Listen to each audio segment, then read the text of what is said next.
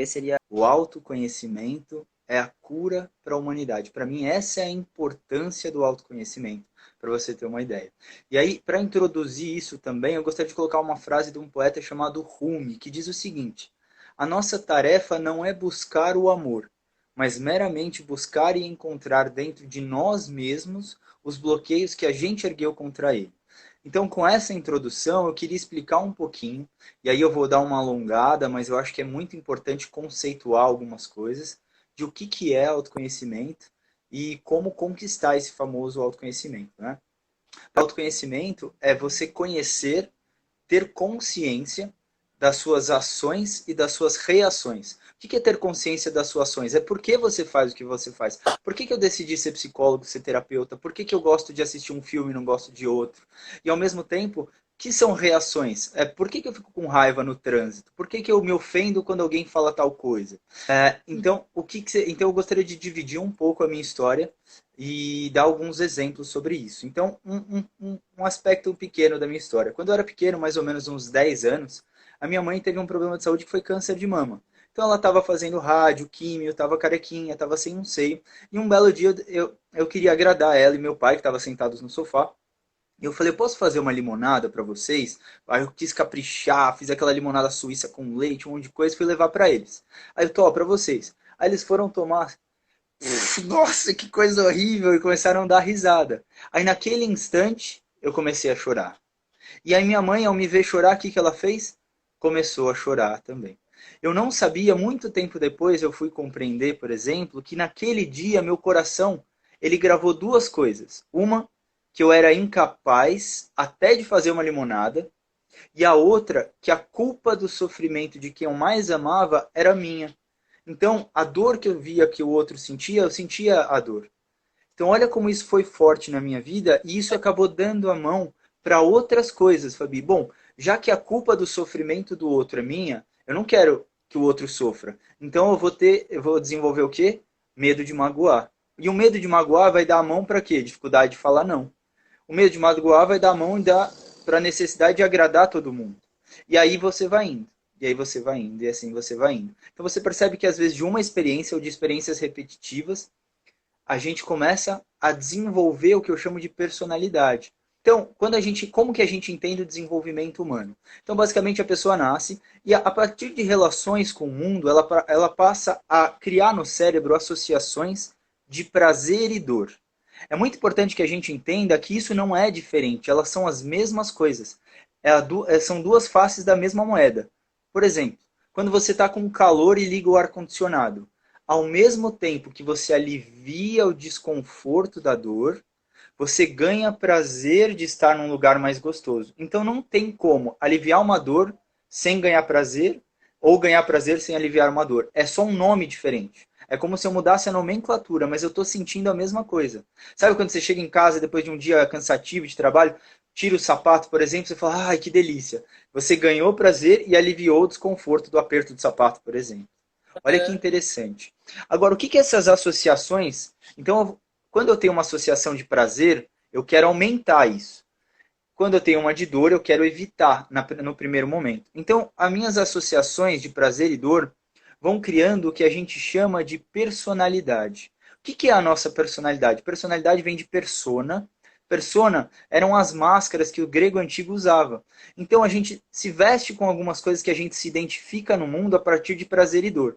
Então eu visto essa personalidade para lidar com a vida e com o mundo, por causa das minhas associações de prazer e dor. E essa personalidade vem da onde? Vem dos meus valores. Os meus valores, o que geram os meus valores? As minhas crenças. Vamos fazer esse caminho com um exemplo para entender. Então, vamos supor que eu era um menininho, tinha lá tantos anos, aí eu fui conversar com uma menina, a menina me rejeitou. Na frente da turma inteira, é só um exemplo, isso não aconteceu de verdade que eu me lembro, mas vamos criar esse exemplo. Aí eu comecei a chorar na frente de todo mundo, e ali falar com alguma pessoa me deu uma sensação de desconforto, e eu fiquei com essa associação. Então, eu passo a ter medo de ser rejeitado, por exemplo, medo de ser não querido. Então, a dor está associada à ideia de rejeição. Então, eu posso desenvolver, por exemplo, uma personalidade que tenha medo de ser rejeitado. Então, dói para mim ser rejeitado, eu desenvolvo uma personalidade com medo de rejeição, e aí eu passo, a partir dessa personalidade, criar meus valores pessoais. Então eu passo a valorizar demais a opinião do outro, por exemplo. Olha que interessante. E ao valorizar demais a opinião do outro, eu passo a desenvolver uma crença. Por exemplo, que eu não sou bom o suficiente. O que é ser bom o suficiente? Uma crença que eu sou amado, uma crença que eu sou querido. Olha o caminho que faz. Mas qual que é a grande questão disso, Fabi? Isso é muito importante. Tudo na natureza está buscando o equilíbrio naturalmente. Por exemplo, se eu encosto a minha mão nessa parede aqui, automaticamente a temperatura da minha mão vai começar a trocar com a temperatura da parede. Então minha mão, se estiver mais quente, ela vai ficar um pouquinho mais fria. E a parede que está mais fria vai ficar mais quente para que entre em equilíbrio. Se a gente pega, por exemplo, um raio, o raio está uma diferença de polaridade elétrica e o raio está buscando o equilíbrio. Tudo na natureza busca o equilíbrio. Da mesma forma, se eu, por exemplo, estou buscando a sensação de me sentir amado por outras pessoas, de uma forma inconsciente, para que eu busque isso, eu vou começar a desenvolver em mim recursos. Então, se eu quero que o outro goste de mim, eu vou começar a ser mais carismático, eu vou começar a ter mais empatia, eu vou começar a saber ouvir, ter sensibilidade.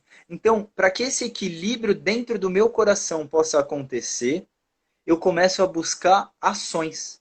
Então, sem exceção, as nossas ações são efeitos, como elas vêm como uma tentativa de aliviar alguma dor ou de buscar algum prazer. Olha que coisa profunda e maluca. Coisa assim, como a personalidade ela vem de valores e crenças, a gente, conforme a nossa maturidade, a nossa crença muda, né? Você pode mudar a sua crença. Ah, cresci escutando que bater leite com manga morre. Tipo, aí eu já sei que morre, mas agora, quando se diz respeito à nossa personalidade, a gente pode mudar de personalidade no decorrer da vida ou não? 1000%, Fabi, 1000%. Na verdade, a gente muda alguma alguma característica da nossa personalidade. Por exemplo, eu sou uma pessoa que sou muito irritada. Tá, hoje eu tô mais calma, menos irritada, mas é da minha personalidade ser mais irritada, não é? Como que muda? Não muda, né? Muda? Então, o que acontece, Fabi? Todas as características, elas estão de alguma forma buscando um equilíbrio saudável, mais ou menos consciente. Então vamos pegar uma característica como exemplo, é que a irritação ela acaba sendo um efeito de uma maneira que você automatizou no seu cérebro de como lidar com algumas circunstâncias. Mas vamos pegar, por exemplo, uma característica, a organização. Então eu sempre Tá. fui muito desorganizado. Então a organização ela não é boa ou ruim, ela num equilíbrio, ela se torna saudável. Quando você pega um excesso de organização, vira toque, vira Isso. mania, vira chatice, vira... Enquanto você pega uma falta de organização, vira bagunça, vira desleixo e assim vai. Então as características nossas como seres humanos, elas são boas quando elas estão em equilíbrio dentro de nós. Então por que uma personalidade pode mudar? Porque ela não foi, a gente construiu ela e a gente pode reesculpir ela de alguma forma. É como compreender o leite com manga. Você acreditava numa coisa, quando você passa a acreditar em outra, aquilo muda completamente. Então, já que eu me formo a partir das minhas relações com o meio, eu posso, a partir de algum momento da minha vida, decidir que tipo de pessoa que eu quero ser. Só que é importante que a gente entenda que é um processo de esculpir-se. É um processo de trabalho. Já aconteceu com você de mudar um paladar, por exemplo? Eu não gostava de uma coisa e comecei a gostar? Muito. Eu nunca gostei de água com gás e hoje eu amo, de paixão.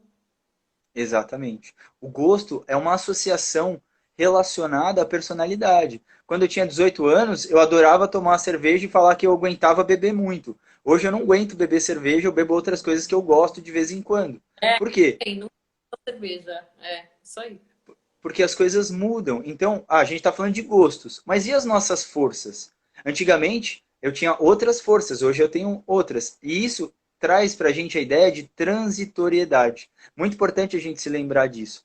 transitoriedade. Nós não somos, nós estamos sendo. Então vamos supor que peguem eu e você, joga numa China ou então num lugar cheio de guerra e fala assim, ó, se vira. A gente está longe da nossa família, longe dos nossos referenciais. Talvez a nossa personalidade jamais roubaria. Mas coloca numa situação com fome, com perigo de vida, meu, você vai roubar e vai achar aquilo certo. Por quê? É, Porque a gente vai se esculpindo a partir da vida. Então a personalidade nada mais é, muito importante que as pessoas frisem essa ideia. Personalidade nada mais é do que um conjunto de características. Elas podem mudar tranquilamente. Eu queria ser mais disciplinado. Eu ainda não sou quanto eu gostaria, mas ao saber que eu quero ser, eu vou buscando esse equilíbrio. Eu vou buscando esse equilíbrio, buscando esse equilíbrio.